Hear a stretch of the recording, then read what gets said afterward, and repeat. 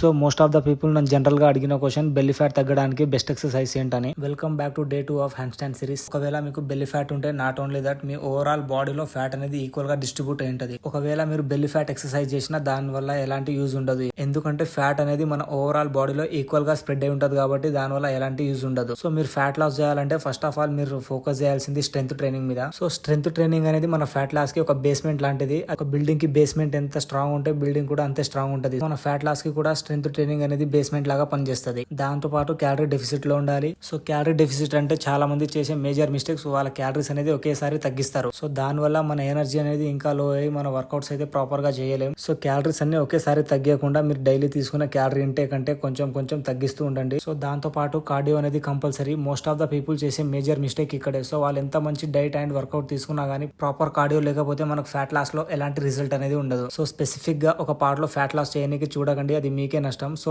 అలా కాకుండా ఇప్పటి నుంచి అయినా కనీసం మీ ఓవరాల్ బాడీ స్ట్రెంత్ ట్రైనింగ్ మీద ఫోకస్ చేయండి, అప్పుడే మనకు బెటర్ రిజల్ట్స్ అనేవి వస్తాయి. సో బెల్లీ ఫ్యాట్ తగ్గించడానికి కష్టపడే మీ ఫ్రెండ్స్ కి అయితే ఈ రీల్ ని షేర్ చేయండి. సో ఇలాంటి ఫిట్నెస్ కంటెంట్ కోసం మన అకౌంట్ అయితే ఫాలో చేసుకోండి. ఈ రోజు కింద మళ్ళీ నెక్స్ట్ వీడియోలో కలుద్దాం.